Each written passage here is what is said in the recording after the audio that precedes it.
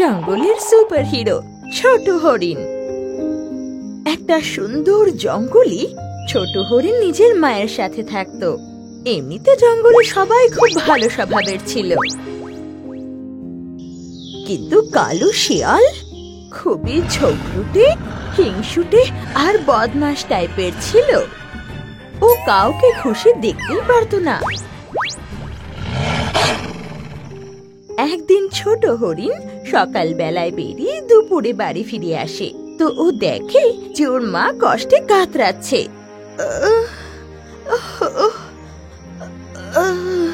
হে ভগবান! আরে মা, কি হলো? তোমার পায়ে এরকম আঘাত কি করে লাগলো? ছোট বাবা, আমি সকালবেলা জঙ্গলে খাবার খুঁজতে গিয়েছিলাম। হঠাৎ শেরখানের আওয়াজ এলে আমি দৌড়ে ঝোপে লুকাই। সেই ঝোপ খুবই শুকনো ছিল আর তাতে আটকে যাই আমি। আর যখন নিজেকে বের করতে গেলাম, সেই চেষ্টায় পায়ে একটা লাঠি লেগে গেল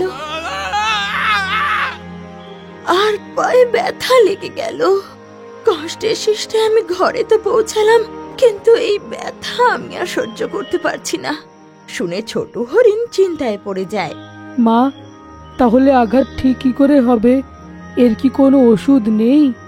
হ্যাঁ বাবা, ওষুধ তো আছে, কিন্তু আমরা আনতে যে পারবো না। তুমি এরকমটা কেন বলছো মা? কালো পাহাড়ে যে নীল গোলাপ ফলে, সেটাই এই ধরনের ব্যথার কষ্টের নিবারণ করতে পারে। কিন্তু সেখানে যাবে কে?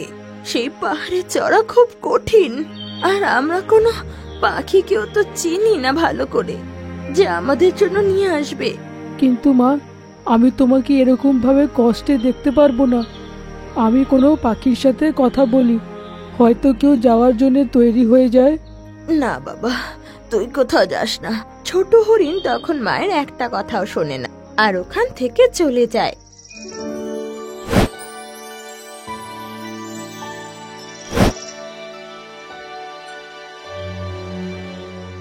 ও জঙ্গলের অনেক পাখিকে আবেদন করে, কিন্তু কেউ কালো পাহাড়ে যেতে রাজি হচ্ছিল না। আর শেষমেশ হতাশ হয়ে নিজেই ওই পথে রওনা হয়ে যায়। অনেকক্ষণ চলার পরও দেখে যে একটা নীল পরী একটা ফুলের পাশে দাঁড়িয়ে আর সেই ফুলের গন্ধ নিচ্ছে। বাহ, কি দারুণ গন্ধ! এটাই কি সেই নীল গোলাপ যেটা দিয়ে সব ব্যথা সেরেই যায়? আরে, তুমি এখানে? তুমি আমায় ভয় পেও না। আমি জানি যে তুমি একটা পরী। আমি তোমার ব্যাপারে গল্পে অনেক শুনেছি। এই এরিয়ায় কোনো জানোয়ার তো আসে না, তাই তোমাকে দেখে ভয় পেয়েছি আমি। আমিও এখানে আসতাম না, কিন্তু আমার ব্যথা সারানোর জন্য নীল গোলাপের প্রয়োজন। ও, ওই নীল গোলাপ তুমি কালো পাহাড়িতেই পাবে, কিন্তু তোমার ওটা কেন চাই? তুমি তো বেশ সুস্থ আছো। আমার মায়ের পায়ে আঘাত লেগেছে, তাকেই ঠিক করার জন্য আমার সেই নীল গোলাপটা প্রয়োজন। কিন্তু তুমি একজন হরিণ হয়ে সেই পাহাড়ে চড়তে পারবে না, ওটা তো খুব উঁচুতে, ওখানে কোনো পাখি যেতে পারে। কিন্তু তুমিও তো পাখিদের মতন উড়তে পারো, তুমি আমায় ওই ফুলটা এনে দিয়ে দাও। হ্যাঁ, আমি চলে যেতাম, কিন্তু ওখানকার অক্সিজেন এমন যে পরীরা শ্বাস নিতে পারে না। চারিদিকে জড়িবুটির গন্ধ রয়েছে। তাই যদি ঠাকুর আমায় ডানা দিয়ে থাকতো, তাহলে আমি মায়ের জন্যে আর জঙ্গলের সবার জন্যে গিয়ে নীল ফুলটা গিয়ে নিয়ে আসতাম। শুনে পরীর ওর উপর দয়া হয়। তোমার ইচ্ছা পূরণ হতে পারে, আর তোমাকে ওড়ার জন্য পাখা দিতে পারি। কি সত্যি কি এরকম হতে পারে?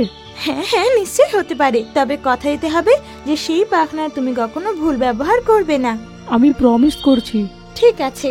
পরী নিজের হাতে এগোয়, আর তাতে নিজের থেকে একটা মুক্ত চলে আসে। তুমি এই মুক্তকে কাছে রেখো, আর যখনই তোমার দরকার হবে এই মুক্তকে তোমার মাথায় রেখো, সঙ্গে সঙ্গে ডানা এসে যাবে। আর এই মুক্ত তোমার মাথা থেকে ততক্ষণ সরবে না যতক্ষণ না তুমি নিজের থেকে সরাবে। ছোট এই কথায় খুব খুশি হয় আর পরীর থেকে মুক্ত নিয়ে নেয়। আর যেই সেই মুক্তকে নিজের মাথায় রাখে, অমনি ওর পাখনা চলে আসে। তোমায় অনেক ধন্যবাদ পরি। আমি এই ডানাগুলো কোনোদিনও খুলবো না, আর জঙ্গলের সব জানোয়ারদের সাহায্য করব। তোমার মন খুবই ভালো, কিন্তু আমার কথা মন দিয়ে শোনো। এই মুক্ত তুমি শুধু দিনের বেলায় লাগাতে পারবে, আর তুমি যদি একে রাত্রে লাগাও তাহলে পাখনা ঠিক করে কাজ করবে না। তখন এটা যেখানে ইচ্ছে তোমায় উড়িয়ে নিয়ে যেতে পারে আর হয়তো কাজ করাও বন্ধ করতে পারে। এতে তুমি খুব জোরে মাটিতে এসে পড়বে। ও, মনে রাখবো। কিন্তু এখন তো দিন আর আমার মা অসুস্থ, আমি কি এখন ওইখানটাতে যেতে পারি? হ্যাঁ হ্যাঁ, তুমি জলদি যাও আর মাকে ঠিক করো। ধন্যবাদ, আমি আবার আপনার সাথে দেখা করব। বলে ছোট হরিণ নিজের ডানা মেলে আর হাওয়ায় উড়তে লাগে। ওর খুব মজা হচ্ছিল। আর ও কালো পাহাড়ে পৌঁছে যায়। আর বেশ অনেকক্ষণ খোঁজার পর ও নীল গোলাপ পেয়ে যায়। তারপর ও ঘরের দিকে উড়ে যায়। ওকে এভাবে আকাশে উড়তে দেখে সব পশুরা খুব আশ্চর্য ছিল। যেই ওকে উড়তে দেখে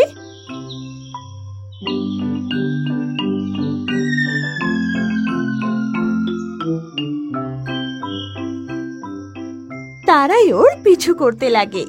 আর ও নিজের মায়ের কাছে পৌঁছে যায়।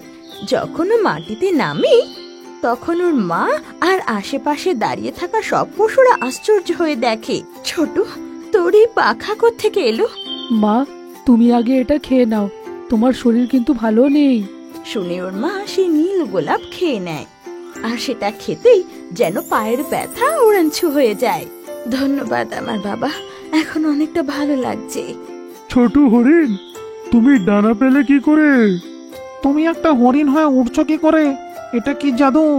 ওদের কথা শুনে ছোট হরিণ ওদের সব কথা বলে। আজকে থেকে জঙ্গলের জানোয়ারদের যে কোনো সমস্যা হোক, আমি তাদের সাহায্য করার জন্য নিশ্চয়ই আসবো। ওর এই কথা শুনে সব পশুরা খুব খুশি হয়ে যায়। আর সেই দিন থেকে ওর ওড়ার খবর পুরো জঙ্গলে ছড়িয়ে পড়ে। আর কালু শেয়ালও জানতে পারে পরীর মতন ডানা পেয়ে ও নিজেকে জঙ্গলের হিরো ভাবছে। ওকে আর আমি আগে এগোতে দেব না, ওর ডানা আমি কেড়ে নেব।